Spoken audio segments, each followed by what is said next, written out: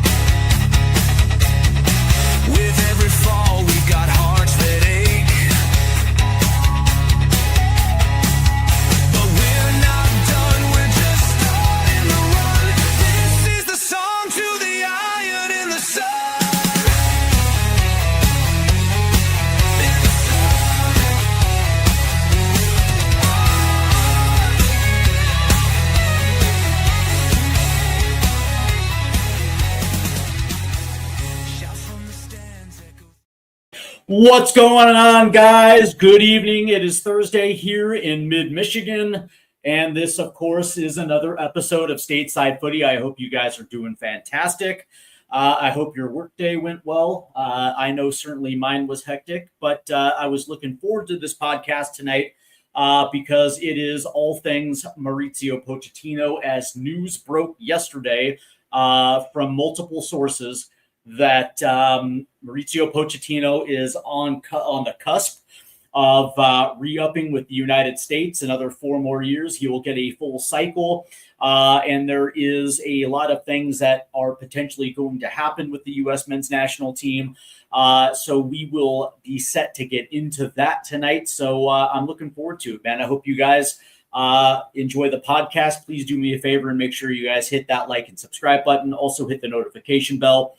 And for those that are watching live on TikTok, first and foremost, thank you. Good evening. The link is in the description for you guys to head over and show the channel some support. All right. So as I just mentioned, Mauricio Pochettino is on the cusp of re-upping for another cycle. And it's not surprising. Considering that when you look at the timing of everything, the fact that Mauricio Pochettino, easily could have been courted in the run into the World Cup, and he specifically didn't. He could have signed at any point in the last couple of weeks post World Cup, and he didn't. And I think me personally, I think Mauricio Pochettino liked the American lifestyle. I think he likes international football. It suits him quite well, considering, he and his wife live out in London. And from that standpoint, this is the first time that he's really been able to, kind of unwind a little bit. But that being said, I also think the timing of this makes perfect sense. And I also think that with this, and when it comes to leverage, I think Mauricio Pochettino has played this absolutely beautifully on a number of reasons. Because number one, the United States didn't have literally did not necessarily have a second option they could pivot to. When you're talking about international coaches, I don't think that they necessarily have the pull or necessarily want to pay the type of money that it would take to bring in somebody that is either even better than Mauricio Pochettino. And I also think that because they don't necessarily have a domestic option that they could turn to right away, I think that, from that standpoint, Mauricio Pochettino was in an advantageous position to potentially leverage it for maybe even a little bit more power. And I think that there is precedence from the U.S. Soccer Federation. They have done this on a few different occasions. And so This isn't anything that is relatively new for the federation. So let's just kind of start with maybe some of the blowback, because there are fans that don't like the idea of Pochettino coming back for I guess you can say his first full cycle, which would almost be a second cycle. That really, relatively speaking, the results really weren't all that great. When you talk about the Nations League, it didn't end all that great. As a matter of fact, the United States finished fourth in 2025. You look at the Gold Cup, the U.S. did get to a final, but ultimately dropped it to Mexico. And outside of that run of 5 in the fall of 2025, the lead into the World Cup wasn't exactly all that great. And then, of course, against Belgium at the World Cup. And so I can understand the skepticism that some fans definitely have, because when you're looking at, and there are still fans that will say Greg Berhalter did a better job, relatively speaking, to a guy like Mauricio Pochettino. Now, I find that absolutely hilarious because, one, there's a reason why Greg Berhalter was called the king of CONCACAF, because that really was, inside the Confederation, was really the only opportunity for the United States to actually do something against the FIFA's top 15. Outside of Mexico, Greg Berhalter had terrible results. What I will say is that when you look at the totality of what Greg Berhalter is and his legacy is going to be, a lot of it was a lot of things that Mauricio Pochettino himself had to clean up. When he took that job, make no mistake, and I personally believe this, I didn't think Greg Berhalter was qualified to even be the head coach of the U.S. men's national team, let alone get a second, let alone get a second cycle. And when you look at what Greg Berhalter and the Federation did to those players post 2017, when we didn't qualify for 2018, a lot of those guys, Clint Dempsey, the way that he was treated, Michael Bradley, Tim Howard, some of the most well-known names that this program has ever had, were literally just kicked to the curb. That's it. You're done. And there was a lot of guys that still had another cycle left in them. And the fact that they wouldn't necessarily bring some of those guys in to start that cycle heading into 2022, at the very least, you can teach these young kids the identity of what it is to be a member of the U.S. men's national team, where the identity, the fight, the toughness of what it means to wear this badge, that wasn't brought over. And what Greg Berhalter ended up doing was cultivating a soft environment, an environment that led to complacency, that led players to believe that their spots were automatic, that they didn't have to earn them, that every single time an international window would come up, especially if it was a major window, that the usual suspects would be there. Now, Greg Berhalter did do very well when it came to dual nationals. You got to give him that. But really, for the most part, that when ultimately he was let go, because quite honestly, the DNA of Greg Berhalter has always been the same. His teams do not score goals. And when you looked at World Cup 2022 and the fact that we only scored 3 goals in 4 games, and then you look to Copa America 2024 when we got grouped, embarrassingly losing to Confederation rival Panama in the way that we did, and of course we didn't score a lot of goals in that tournament either, that ultimately will be his legacy. And Mauricio Pochettino, let's make no mistake, he inherited Greg Berhalter's team, a team that had a soft underbelly. 100%. And it took him well over a year to get the full buy-in from the players. He literally had to strip the power away from the players. And he leaned heavily on MLS players, because at the very least, those guys would come in, and then not only would they adapt quickly to what Pochettino was looking for, but they played incredibly hard for Pochettino. Yes, there was a limit. There was a cap on those guys' talent, but he used it as a measuring stick for the European players to say, hey, listen, your spot's not guaranteed. If you want to go to World Cup 2026, you're going to have to beat out these guys. And it took a long time. It took a long time for Pochettino to at least get the fight back within this national team. And personally, we kind of saw it late in 2025. We saw a little bit in the run-in, but they like the one true time that I think we saw that was actually during the World Cup. And make no mistake, Pochettino was hired specifically for results in the World Cup. It didn't necessarily matter what he did in Nations League or Gold Cup or any of the friendlies. It was literally he was hired because we had a home World Cup, and we were looking to go beyond what we normally do, which is round of 16. But we had disadvantages, man. We had disadvantages, and we didn't have a solid goalkeeping option. We didn't really have that great of a back line. Our center backs weren't exactly great. Outside of Chris Richards, it was a problem. And that manifested itself against Belgium. Absolutely it did. Actually, it even reared its ugly head against Turkey a little bit. But what I will say is that the obstacles that Pochettino had to endure when he came here was something that I give him a lot of credit for, because, I don't think he realized exactly what he was coming into. But that being said, I actually thought the World Cup for the U.S. was actually more positive than it was negative.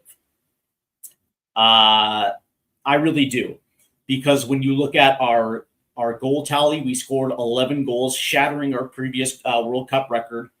We have an identity of play that is distinguishedly looks to be, it plays to our strengths. We won the group for the first time in the quickest we've ever done it. We won 3 games at a World Cup, and we also won a knockout round. I think the positives outweigh more than they outweigh the negatives. And of course, Belgium definitely was a negative. But let's be honest. Let's be honest about it. The only thing that Belgian game taught me or showed me was the fact that this national team is soft. So now we get into a new cycle. And before I do that, I want to welcome Natesky75. What's going on, my guy? I hope you're doing well. RIFC, Rhode Island FC, TID, till I die. I love it. Greg1987 is in the house, man. Got nothing but love for you, Greg. He says, have a great show. Absolutely, man. 2030 will be tougher. No pot 1 seed, 100%. So tougher group, tougher knockout opponent. So Poch will need to lift this team to a higher level or big failure. But what I will say is the one advantage is that we're going to a 64 team format. And so again, this will be almost the same thing where, yes, maybe we might get a tough group. We'll be a pot 2 team, but it's not going to be a group of death. So we'll probably be a little bit at an advantage for that. And of course, if we win the group, then a round of 32 will be the Bosnias of the world. No disrespect from Bosnia. By the way, Darius Elson says hello from Belgium. Good evening to you, Darius. Where in Belgium are you from? All right, so this time around, and as I mentioned this a little, yes, it is confirmed. This is like I said, this is a new cycle, and Pochettino did have some leverage here. And the leverage was that, yes, there was attraction from club teams, but the fact that the U.S. didn't have a pivot. They didn't have anybody that they can turn to because, again, they weren't going to get Pep Guardiola. They're not going to give Pep Guardiola $20 million a year. That's, they're not going to give $80 million for 4 years. So they weren't going to get anybody that was better. And so when you're looking at international coaches and who's available, it's, what do those guys bring to the national team that Pochettino doesn't already? And the answer is they're probably on the same level. At least with Pochettino, you know what you have. But the other thing is the U.S. actually extended a new contract prior to the World Cup. They wanted him back bad. And when you look at our domestic coaches, we don't necessarily have anybody that is going to be better for this national team, a better fit than Mauricio Pochettino. So the federation was already looking to re-up Pochettino. And so the leverage the leverage, at least to me, was more on Pochettino than the federation. So Pochettino, in order for him to do the things that he's going to have to do, he probably wants full control. And again, there's precedent by this, not only for a second cycle, but, we actually gave Jurgen Klinsmann the title of technical director and head coach in 2011, replacing Bob Bradley. And Jurgen Klinsmann did a very good job. Bruce Arena essentially was doing both jobs in that second cycle when he came back after 2002. For that next cycle, he was essentially doing both, even though he was head coach in name only. And the same thing with Bora Milutinovic after the 94 World Cup. They brought him back for the second cycle. They wanted him to be technical director, and he ended up quitting because all he wanted to do was coach. So there is a precedent here. And the way that I look at this is 100%, because this national team needs an overhaul in a big way. The player pool has to be reshaped, has to be reformed, and it has to be moving in a direction that suits Pochettino's strengths. He has to be able to have carte blanche to work with the youth national team, those coaches, to streamline the process of the players that he's going to want to see over the course of the next 2 years. So the Julian Halls, the Audrey Mametis, Xavier Gozo, Calvin Sullivan, some of these young guns that are in Major League Soccer right now that are on the cusp of making their senior debuts within the next year and a half, 2 years. But he's also going to have to be able to heavily recruit dual nationals as well too. And all of this is going to have to be able to be done without interference, not only from the U.S. Soccer Federation, but from Major League Soccer as well too. There absolutely cannot be interference. He has to be able to have carte blanche to be able to, make the necessary changes that are actually going to put this national team at a higher level. Now, the first time around, that wasn't his job. He was brought in because the federation was saying, hey, listen, we have a golden generation and a home World Cup, so we feel like this is a good match. So, make sure that we have a good World Cup. And don't worry about the youth teams. Don't worry about dual nationals. Just put together the best team with the pool players we have, and go have yourself a great World Cup. That was it. This time around, it's different. And I think there's a few things that we need to hammer on.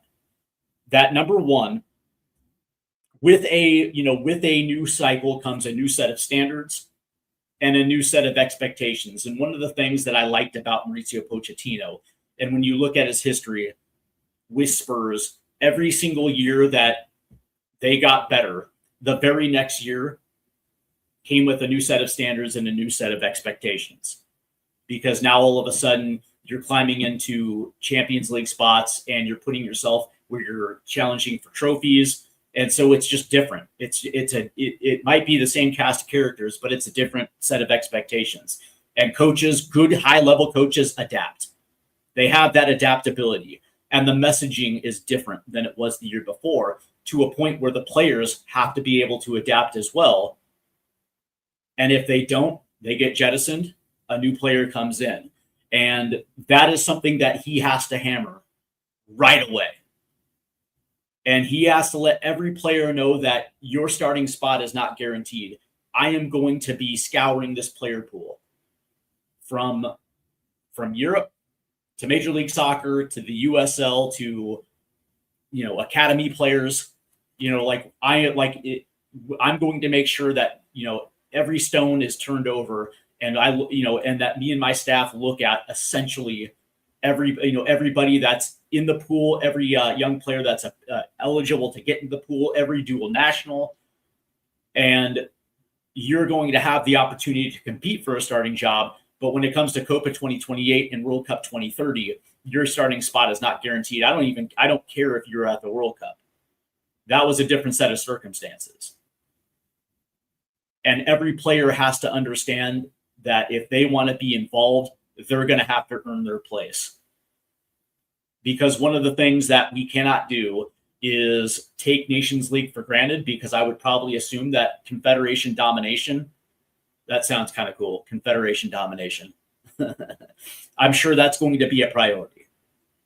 Winning trophies and reestablishing our dominance within CONCACAF is probably going to be one of the core philosophies with Pochettino, making sure that Canada, Mexico, and Panama can't get over on us, as they have over the course of the last 3 years. Well, maybe not. Yeah, I guess Canada.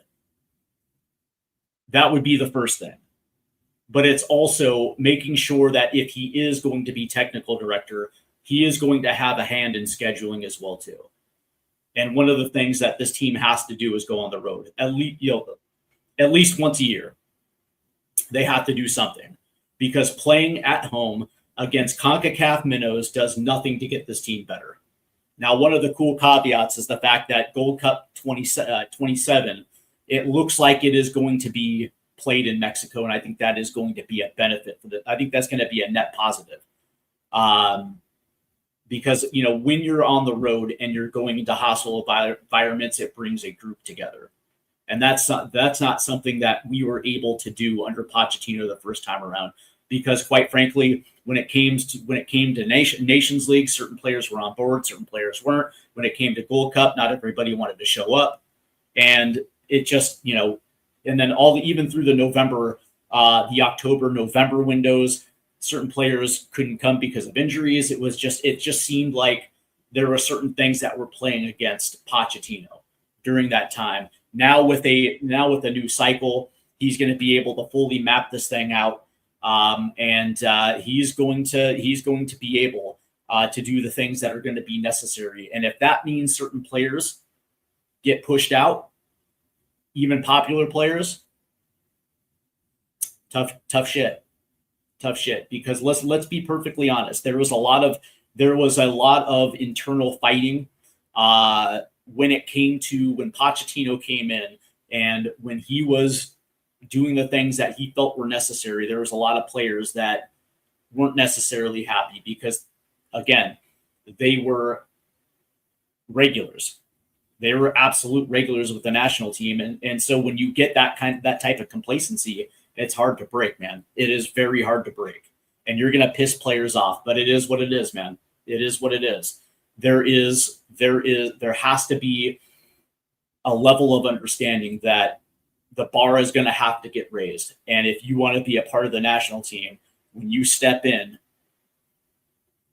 you're going to have to be able to play at an extremely high level. And that goes for guys like Christian Pulisic and Weston McKennie as well too. Understand, they have been, I guess you can say, the face of the national team for the last couple of years. And Pulisic has been that way since he was 17. But, when you get essentially bodied against Belgium and your only response to it is at least I can rest now, you don't look good, man. That doesn't necessarily look good. And I don't think that Pulisic is going to be thrown out of the national team, but he is a key guy, and he's going to be held to an even higher standard than it is going to be with somebody like Sergiño Dest. Let's see. Tony Martinez says our biggest concern is our defense, and I would agree. The cool thing is that we have a couple youth internationals, guys like Christopher Cups, that should be coming through. There's a couple other young center backs that are in Major League Soccer right now. There's a couple that are overseas that I think that potentially could make their first, get their first caps within the next couple of years. That would be a net positive. I do believe that Austin Trusty will step in for Tim Ream. And Trusty is 25. So, he'll be pushing 30 come 2030. But for the next couple years, when you're phasing out a guy like Tim Ream, it's not a bad option to have. We don't have a lot of left-footed center backs that are pushing their way forward. So at the very least, pairing up Tim Ream with Chris Richards wouldn't be a bad idea. And then there's also the case of Noah Kai Banks. And that is something that Mauricio Pochettino is going to have to address immediately. It's those guys that, those dual nationals that are still undecided this remaining of the year into 2027 has to be a priority to get commitments from guys like Noah Kai Banks, without a doubt. As far as goalkeepers go, my inclination is that the three that we saw at the World Cup will start the cycle as 1, 2, and 3. So Matt Freese, Matt Turner, Chris Brady. The good news is that Diego Kochen got his loan move to the Swiss league, the Swiss First Division. So he's going to get regular playing time. And I wouldn't be surprised if we saw Diego Kochen potentially get called in probably early next year, in the March window. I could possibly see that. Maybe even the November window for Nations League quarterfinals. That would be a net positive. Gaga Slonina is going to get a move at some point this summer. He needs 100%. He needs game time. And if that means he comes back to Major League Soccer, fair enough. That dude just needs to be playing. Julian Eystone is at Brentford. The interesting thing about that, though, is he plays for the under 21s with Brentford, but he trains with the first team. It's kind of an interesting situation. Although he is young, and I would probably say that Kochen might be ahead of him. I know that I have Kochen ahead of him in my depth chart. And then there's Jonathan Klinsmann, who plays in the Italian second division, plays for Cesena. And he's coming off an injury, but I think he will be ready to start the season. So there are European options. There are domestic options as well too. And I know that what's his bucket? I'm forgetting his name right there.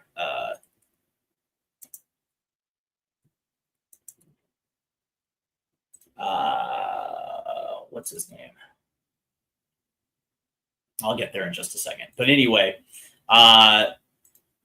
there's a couple nice there's a couple nice options in the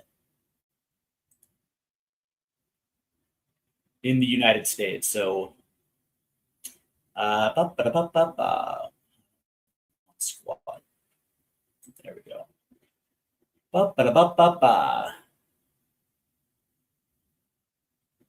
Yeah, Roman Celentano, who got a couple call-ins in 2025. Although I wouldn't want that. Duran Faree could be an option. He's 19 years old. I know that Andrew Thomas, Seattle, he's their starting keeper, although you probably don't want to do that. Yeah, Brian Schwacke. There you go, from Nashville. That's the guy I was looking for. Brian Schwacke. Let's see. We have Average Show 5016 says, I still blame Poch for replacing Turner with Freese. Turner started in 2022 and did fine. Never called in George Captain. Listen, I was okay with him going with Freese. Freese is the better shot stopper. Where Turner is better is footwork. Playing out of the back, comfortable with the ball at the feet, and Freese is what I like to call a throwback to the way old goalkeepers used to be trained, where your primary job as a goalkeeper is to stop shots. I will say that if Matt Freese gets a move, there is links for him going to Celtic, and if he goes to Celtic, that would be a net positive, better coaching over there. But I understand where you're coming from. I thought there might be a chance that Turner might get his starting job back as we were getting closer to the World Cup. It turned out that it didn't. I'm okay with them not calling in George Campbell. George Campbell is probably going to be a part of this cycle at some point. And, listen, outside of the Belgian game, Tim Ream wasn't terrible in the World Cup. I think he played far above his he took his game to another level. I thought during the group stage, he was actually one of our best players. And, he was there. He was there essentially to be his captain. I'm okay with all of that. Are you concerned Poch leaves mid? No, I'm not. So here's the thing, right? I'm not concerned at all because Poch has never done that. Some people will point to his Southampton days, but that being said, that's Southampton. If they have a player or a coach that overperforms and does well, they're not going to have a problem with them selling players or coaches. They'd rather take the money. But that being said, it's like he never left a club for another club unless he was fired. And he had opportunities. He had opportunities while head coach of the U.S. and he turned them all down. His focus was the national team in the World Cup. And again, he could have left, but he didn't. The post-World Cup, he gave the U.S. the opportunity to rehire him. And he's the type of guy where if he gives you a commitment, if he signs for 4 years, he will be here for 4 years. So from that standpoint, I'm not at all concerned. The question I think from a lot of fans is like, well, is this going to be a 2-year contract, going through Copa America 2028? And it's like, why would you do that then? Why would you do that? That means in 2 years, you're going to have to go through this negotiation again to get him to come back for another 2 years, or you're going to have to pivot into, it's like, you're not going to do that. You're going to sign him for the full cycle. And if he does it and he signs on the dotted line, I have all the faith in the world that he will be here for the full 4 years. Now, one of the things that he wants on top of full control is he wants a large buyout, right? Where, if he's fired, the federation is going to have to pay him a ton of money for whatever reason. If he gets sacked, in order for the federation to do that, they're going to have to pay him out. But that being said, it's like, I think there is a, but that being said, and if a team wants to come in for him, they're going to have to pay the entire freight as well too. So it's protections against firing and also protections of clubs coming in and trying to pry him away.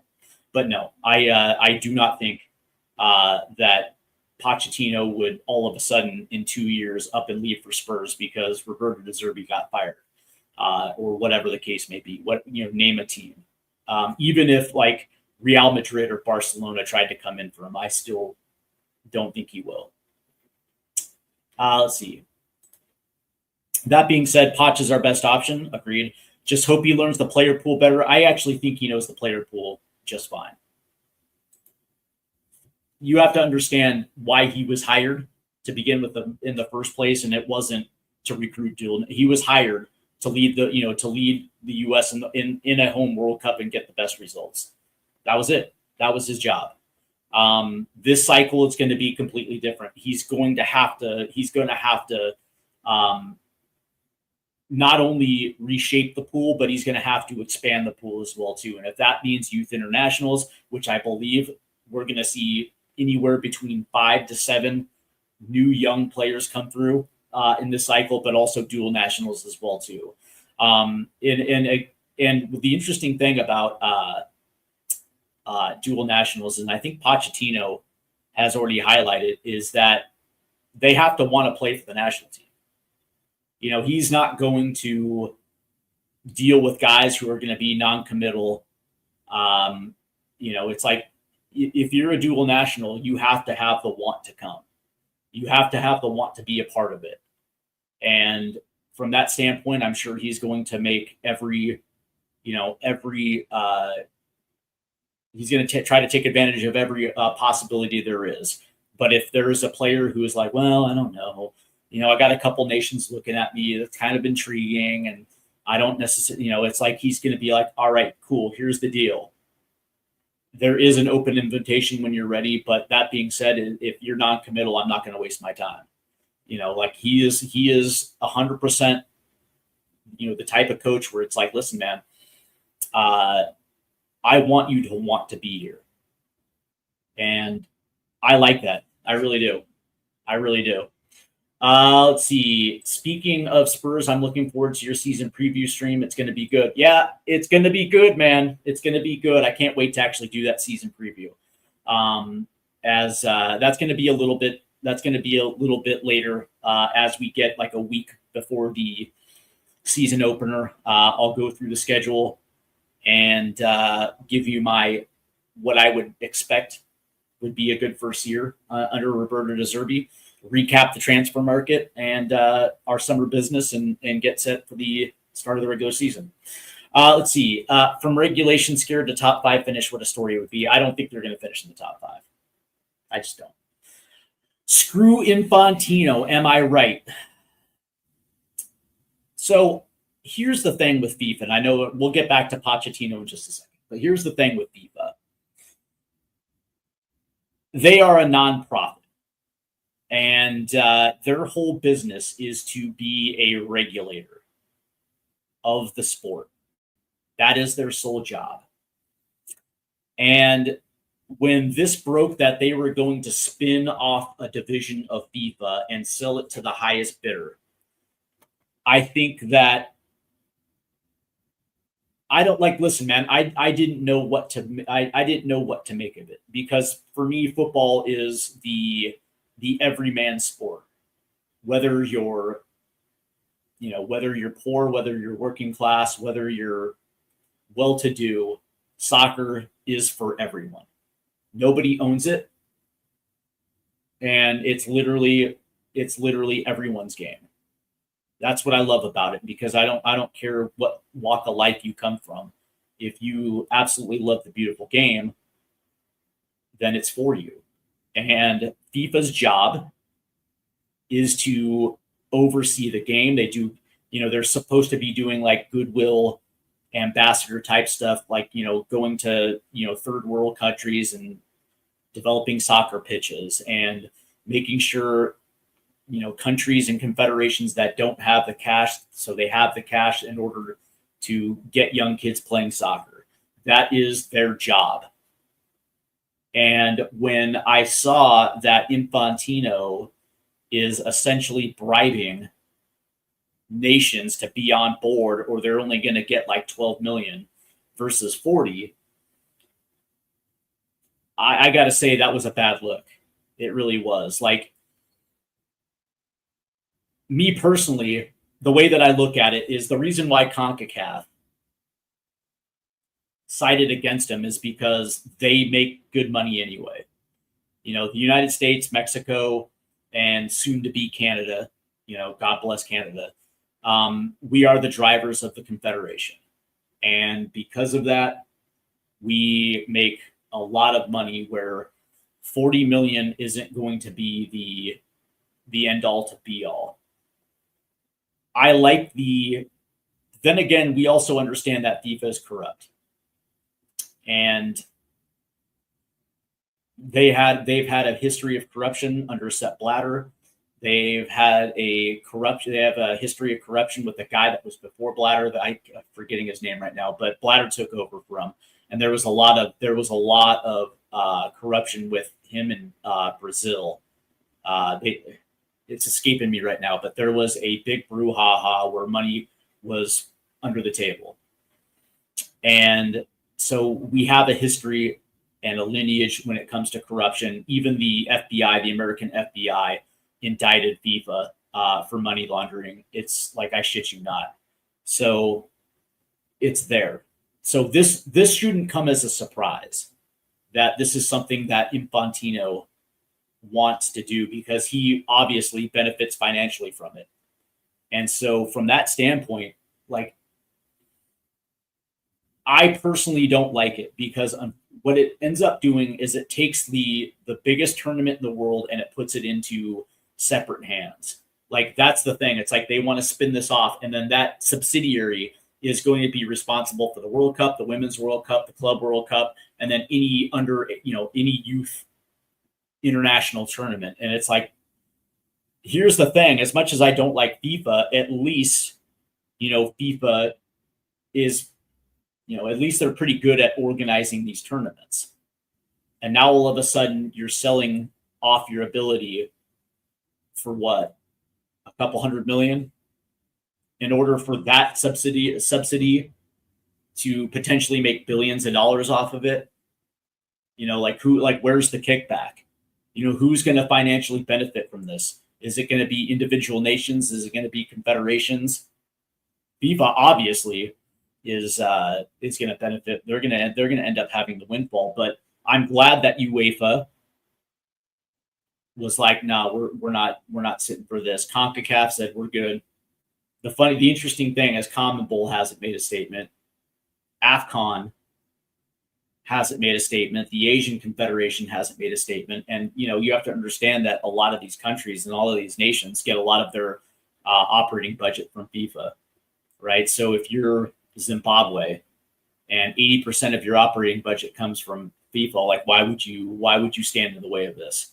And that's what sucks about this, is that, you would think that most level-headed nations would be like, what the fuck are you doing now? Yeah, I don't like it. Let's see. João Havelange. There you go. Thank you very much. What you think of Ajamang? Patty, I like him. I'm a big fan of Ajamang. And I like guys that bet on themselves. I'm a very big believer when it comes to players that, if you believe in your abilities and you have confidence, you're going to take those chances. And Patrick Ajamang certainly did. He first came on the radar in Cap Cupcake in January of 2025, and he impressed Pochettino along with Sebastian Berhalter, along with Alex Freeman. And because of the exposure with the national team, he was able to get exposure at the MLS level, and he was able to make that move to Derby County. And I thought his season with Derby County was actually quite impressive. To be an out-and-out target 9 in the championship, coming from Major League Soccer, where you just never know how those guys are going to pan out in a division like the championship. And I thought he had a very good first year. It didn't end well because he had the Achilles injury, but hopefully he bounces back.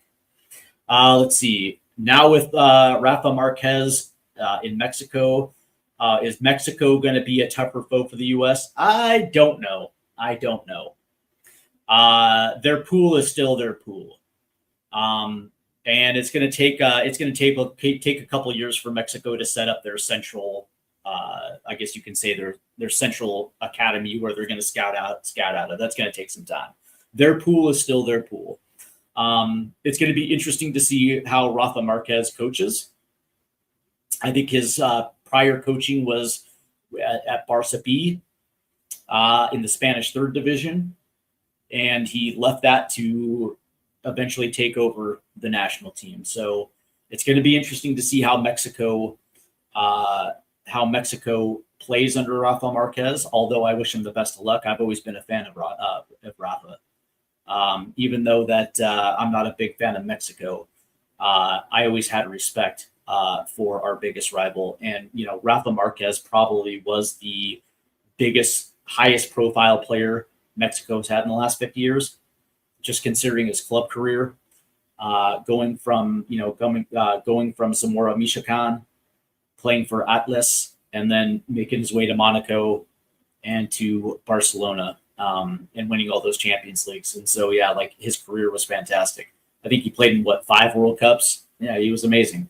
And now he's the head coach, and I certainly wish him the best of luck. But, I don't think Mexico is going to be tougher. They're already tough as it is, but I don't think there's going to be a new level of toughness. It's going to be interesting to see what his squad selection is coming up in the September-October window. I think they're playing Colombia, Peru, and Chile. So we will see. We will see what that squad looks like. It's going to be interesting to see if he's going to go, if it's going to resemble something of what Geary did at the World Cup. I'm going to be curious to see what that is. Average Joe says coaching went to the Danish Super League. I thought he went to the Swiss First Division.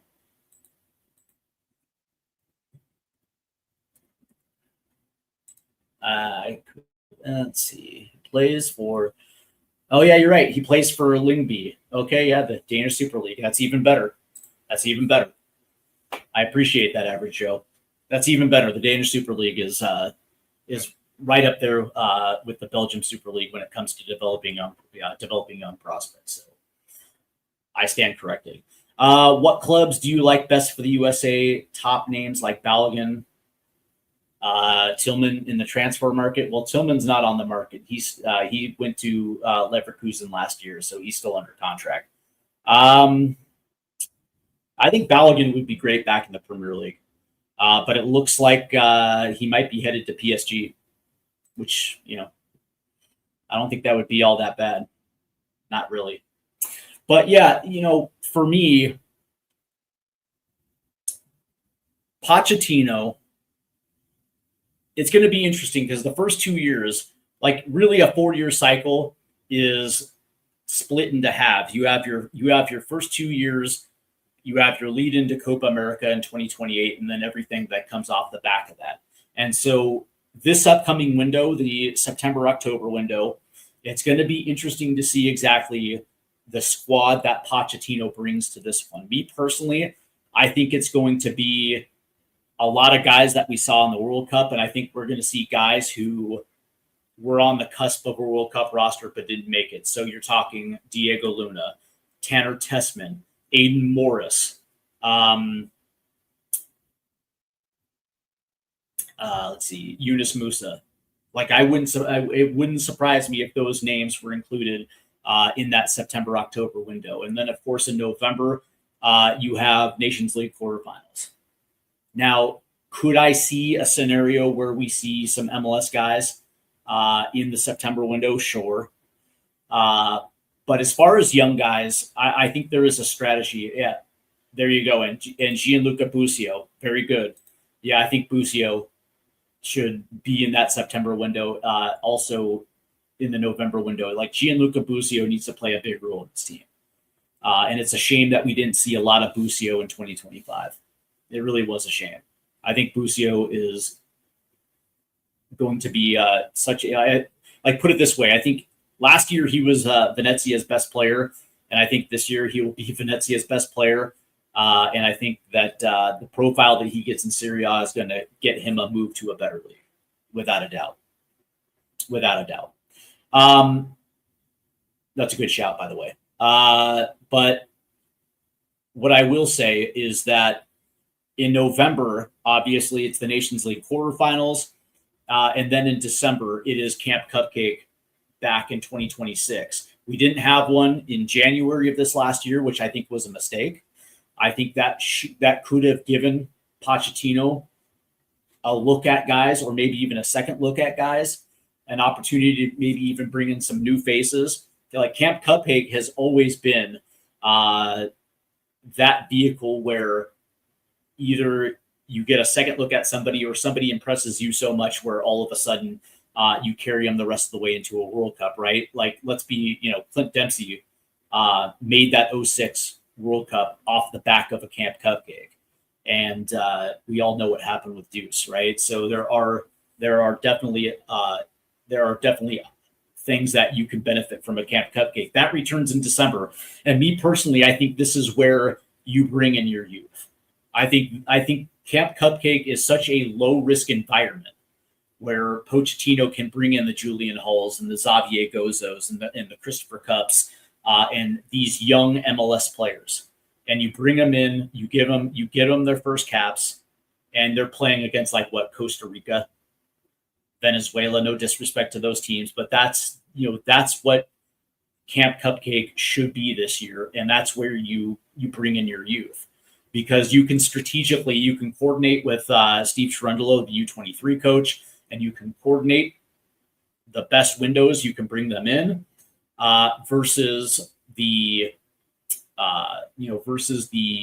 I guess you can say the U21 windows where generally speaking, they will be playing because they're going to be obviously in the run up to LA 2028. Like that's our Olympic team, right? And so there is going to be a coordinated ballet that both of these coaches have to get on the same page with, right? Because you're going to want, you're going to want to make sure certain guys are going to get cap tied, right? You want to make sure that happens early, so that decision is made for them.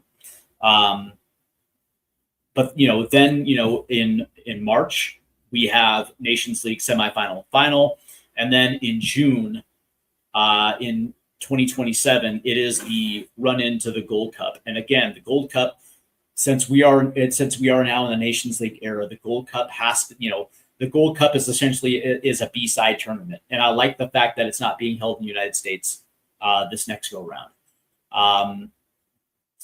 But again, the Gold Cup should be where you feature these young stars again, right? That should be your Gold Cup squad. If there's European players that want to be a part of it, great. You can bring them along. If they want to be a part of it, no problem. But your focus should be on now taking that next step with young players, right? Putting them in a little bit of a higher expectation, a higher caliber tournament. That's the Gold Cup, and of course they're going to be on the road, right? That's something that would be beneficial for those young players. And then we get into World Cup qualifying at the end of 2027.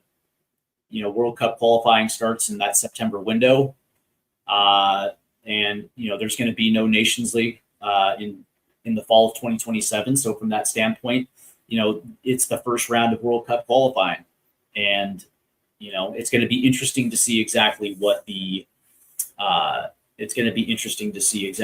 Pochettino navigates this, because quite frankly, man,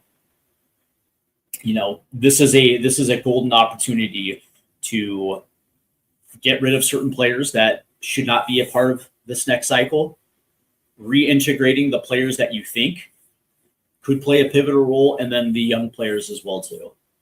Right. There is an opportunity that by Copa America 2028 that our starting 11 are going to feature, new players, right? If we go into Copa America 2028 and we're essentially running more than 3/4 of our World Cup roster from 2 years prior, something drastically failed. Do I think Tottenham will finish in the top 10 this year? Yeah, anywhere between 6th and 8th. I think they're good enough to get a European spot.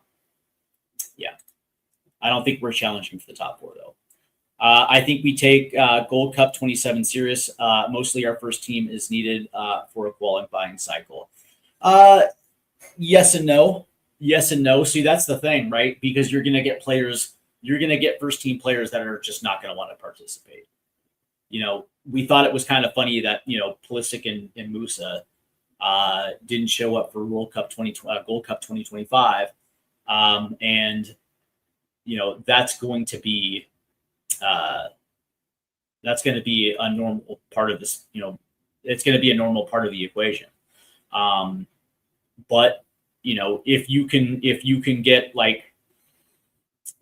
5 to 10 first teamers, and then you have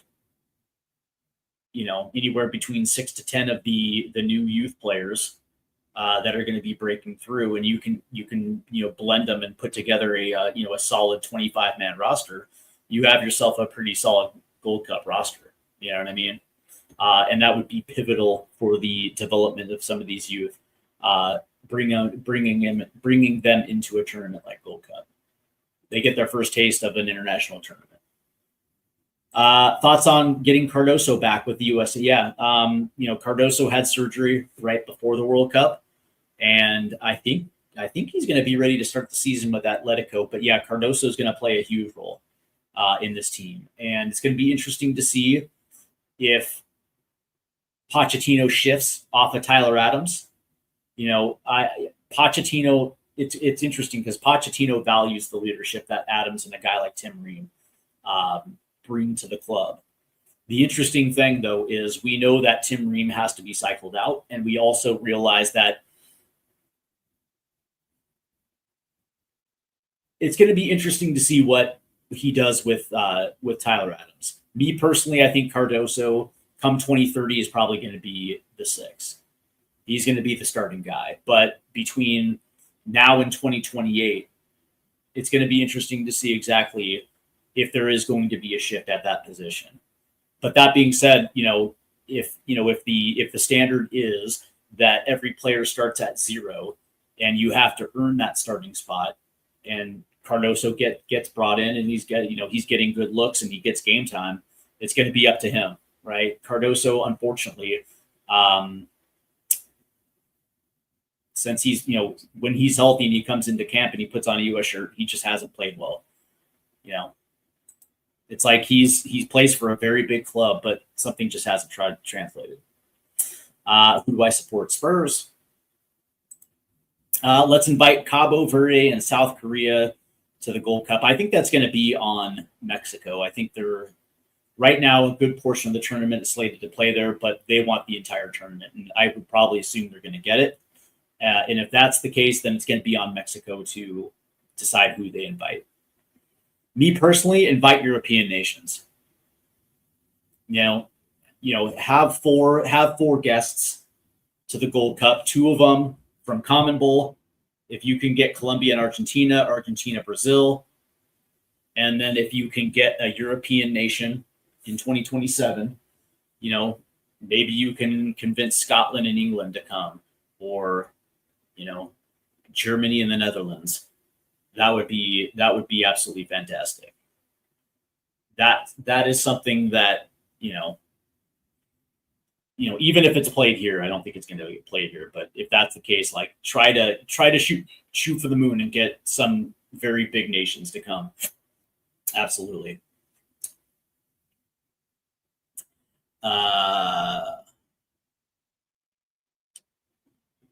Thoughts on Gianni? I already went over that. Just reading Wakefield. Let's see. Your USA team could move to European League, never see soccer. I don't know what you mean. Yeah. So it's going to be interesting to see it. I think that we will find out I think we'll probably find out tomorrow, if not sometime this weekend, that Pochettino is resigned. And it wouldn't surprise me if he is also named technical director. It wouldn't surprise me at all. Matt Crocker left about a month before the World Cup to take the same position with Saudi Arabia. And, when somebody bounces for Saudi Arabia, you understand that the environment is quite toxic with inside U.S. soccer. There was a lot of things that he was tasked of doing. And because there's certain people in the federation that want to keep the status quo, the federation has yet to hire his replacement. And I also think that, it wouldn't be a stretch that Pochettino gets full control. And that means he's in charge of the scheduling. That means he's in charge of essentially making sure that every coach is on the same page. There is going to be a coordination, if you will. And that's, me personally, I don't have a problem if Pochettino is given all that power. You want somebody in that position that's going to have influence. And Pochettino definitely has influence, right? Like if he's the guy that weeds out certain people or smokes out certain people in the federation, I'm all for that. I'd rather have this dude with his Argentinian background, having some of that influence within the federation. Things have to change, and if it's on the sporting level first, I'm fine with that. One of the things that this team has a history of doing is, turning to MLS when it comes to the coaching decisions, and there's a reason why this national team, can really only get to that 15, 16 position on, in the FIFA rankings, because quite honestly, like we are just, it's weird. Like there's certain times where I just feel like this national team is just spinning its wheels, and unfortunately, for domestic based coaches, is that it's going to take a dude like Mauricio Pochettino to get the ball rolling in the right direction. So I'm all for it. And me personally, I think that Mauricio Pochettino would do a fantastic job in this cycle. It starts on that day one, hitting the ground running. And it is literally methodically going through the player pool and removing guys that contributed to this team being soft. Let's make no mistake that this national team is soft. We saw that in this upcoming World Cup, where the decision, to allow Balogun play, it literally divided the entire locker room, for and against. And in the biggest tournament that these guys will play in, they allowed outside noise to divide the team. We saw it in Copa America 2024, where you should know without a shadow of doubt how Panama is going to play. We are better than Panama in every facet of the game, and we know that they're going to do whatever they can to disrupt our game plan. They are going to be dirty. They are going to engage in shithousery. And sure enough, they got Tim Weah to bite, and we lost to Panama, and we get grouped. And then, of course, in World Cup 2022 with the Gio Reyna fiasco, like the last three international tournaments, there's been a brouhaha inside the entire team. The whole Gio Reyna debacle and everything that did to the team. And then, of course, we saw it unfold publicly right after, right? This team is soft. And if that means certain players have to go, I 100% back Pochettino to make that decision. And if that means that they're out of the National League for a year and a half as a message, and they have to work their way back into it, even better. Do I have a Prem team? Of course, man. Spurs. Hi from Norway. How's it going? It's Rekafar. Where are you at in Norway? Love it. Who are you supporting in the U.S., Seattle? All right, let's see. Will be nice to have Aiden Morris and Cameron Carter-Vickers involved. Yes, CCV is back. It looks like he's healthy and fit. And it looks like, yeah, he did play. And, the best center back pairing they have are CCV and Austin Trusty. And so that is going to be a net positive, not just for Celtic, but potentially for the national team. Although it will be interesting to see if Cameron Carter-Vickers has a role. I think CCV is like, 28, 29. So we'll see. As a Spurs fan, would you take Balogun? Without a doubt. Balogun would be an absolute star at Tottenham. And he's ready. He's ready for that jump. OMG, up the Spurs. I'm a Tottenham supporter from Norway. Fantastic. I do like, I got to say that I have watched Bodo Glimt play a lot over the last 2 years, and I kind of like the way Bodo plays. The Allsvenska. I think that's the Norwegian league, the Allsvenska. That's a cool name. All right, guys, that's going to do it for me.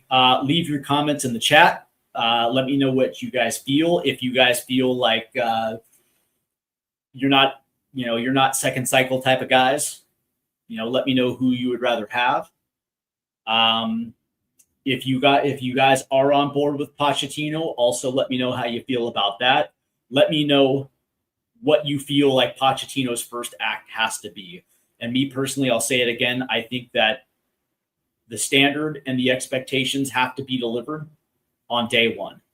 Players have to know that their spot is not safe, that he is going to scour the entire player pool. He's going to give new faces opportunities to win starting jobs.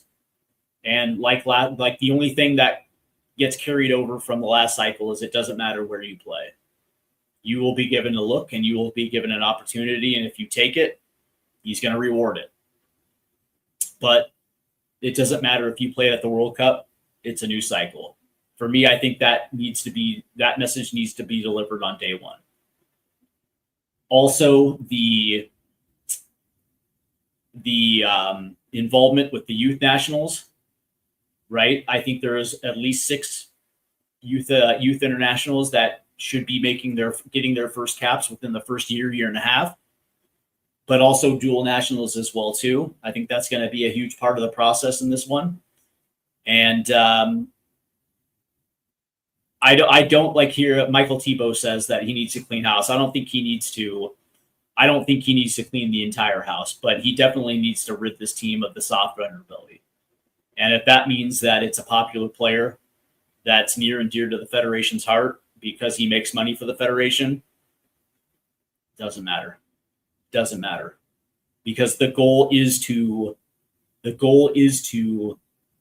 be better than you were in the previous 4 years. And that means the major tournaments that we're going to have, of course, Nations League here in CONCACAF, but also Copa America, where we've been to 2 semifinals in the past. And then, of course, World Cup 2030, getting to the quarterfinals and beyond. Those are the high bar goals. And by the way, if, again, I hate to say this, but I'll just throw it out there. If Christian Pulisic can't will himself back to what he used to be, playing with a chip and playing with an edge to his game, and this is the best of what we got for him, that we'll get from him over the next 4 years, then yeah, he's going to have to be brought back down to earth for a little bit, and he's going to have to earn his way back into the national team. National teams can't be one man shows, and I think we have been heavily reliant on Christian for quite a long time.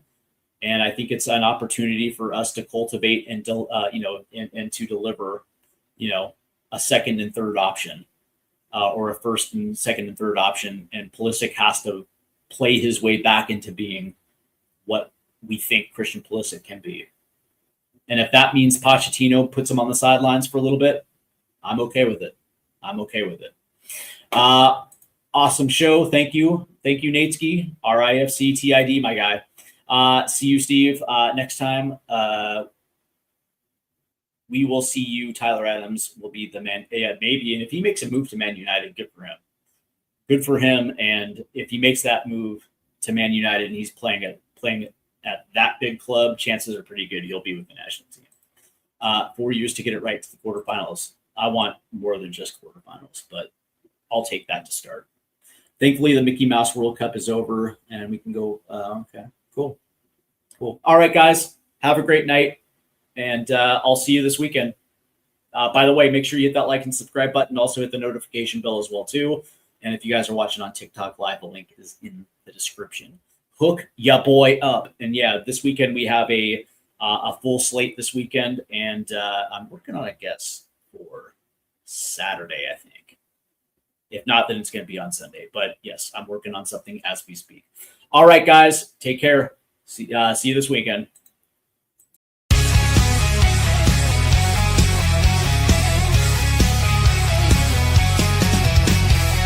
Rusted goalposts under fading skies.